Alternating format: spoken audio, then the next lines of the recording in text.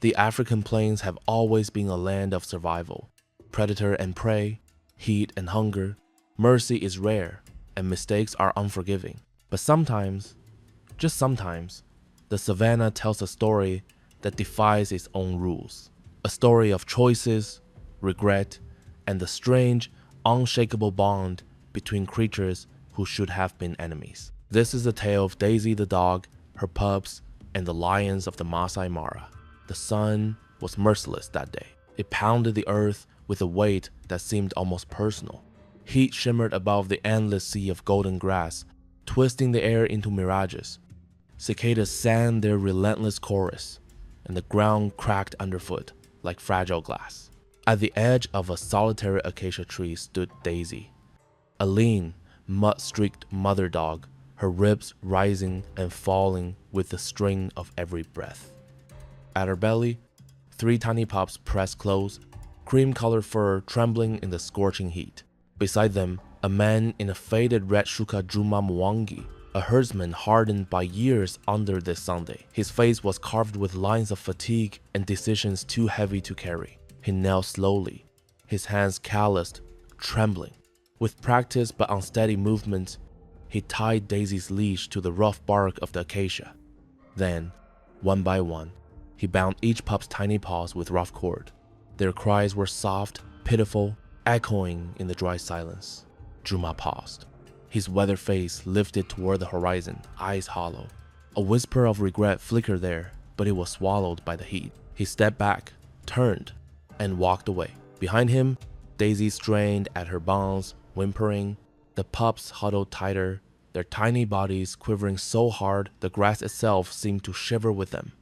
No shade, no water, only the merciless weight of the noon Sunday. For hours the family endured. Time crawled under the crushing heat. The pups whimpered, their voices growing thinner. Daisy pulled until her skin burned beneath the rope, but it held fast. Then, the grass shifted. From the tall, golden stalks emerged a lion, young but already formidable. Muscles coiled beneath a tawny coat, mane just beginning to darken at the tips. His nostrils flared, catching the sharp scent of fear, milk, and dust. Behind him came 2 lionesses. Their golden eyes swept the clearing, landing on the small trembling forms at the tree's base. Predators had come. The lead lioness tilted her head, ears twitching. She listened, and from beneath the withered tree came the thin cries of the pups. Something in her gaze softened. A flicker of compassion lit her eyes.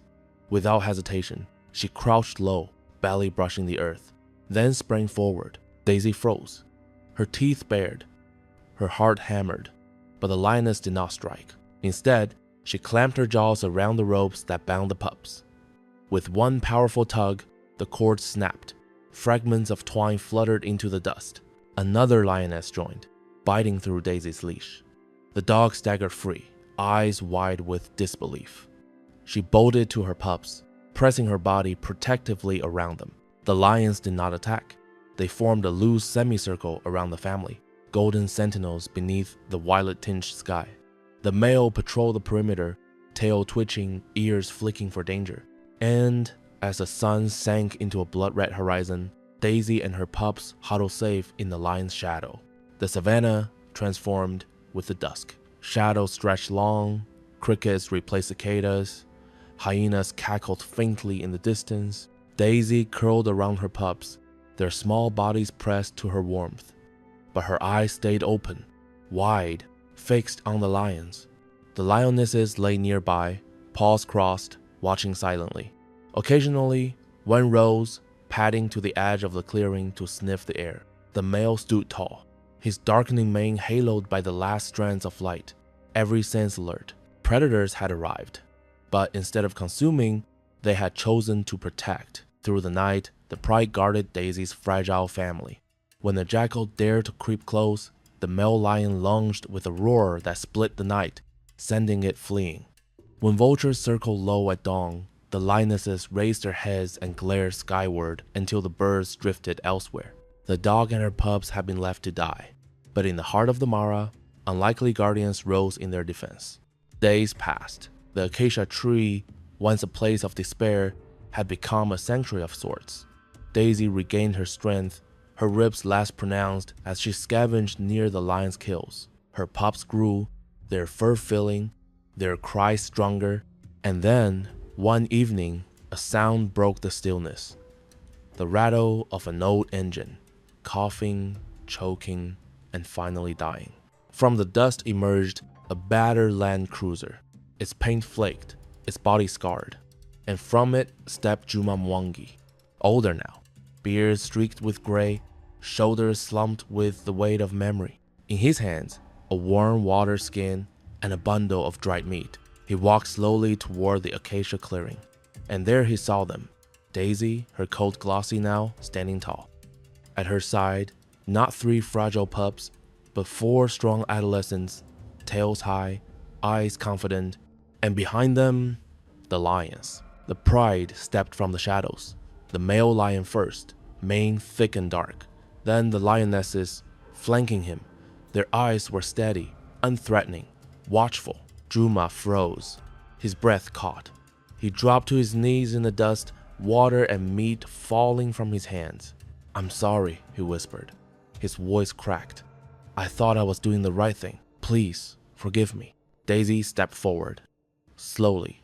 Her nose brushed his outstretched hand. Tears welled in Juma's eyes. They cut clean lines through the dust on his cheeks. The lead lioness inclined her head, as though in solemn acknowledgement, and the male lion rumbled a low, approving note, no growl, no threat, only acceptance. That night, under a blanket of stars, a small campfire flickered near the acacia. Juma arranged bowls of water and strips of meat at a respectful distance. Daisy lay beside her nearly grown pups, their flanks rising and falling in peaceful sleep. The pride lounged nearby, silent guardians as firelight danced on their coats. The man, the dog, her children, and the lions shared the clearing as though it had always been meant for them. Above, the sky stretched infinite, the constellations sharp and ancient. A breeze carried the scent of earth, grass, and ash. Juma's eyes reflected the flames as he whispered to himself. Mercy found its way back to me in the wildest of forms. Was, and, as this. I, as this. In the savannah, life is rarely merciful. Choices cut deep, and survival often demands cruelty. But sometimes, compassion rises from the most unlikely corners. Daisy was abandoned, left with nothing but the sun and despair. Yet lions, predators by nature, chose to break the rules. They freed her. They guarded her. They gave her pups a chance at life.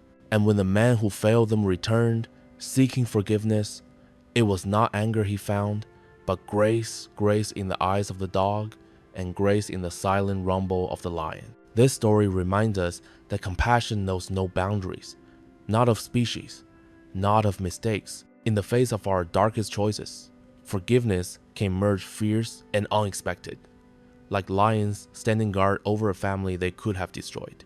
Every life is worthy of kindness. Every heart is capable of grace. And in the wildest places, sometimes mercy roars louder than fear.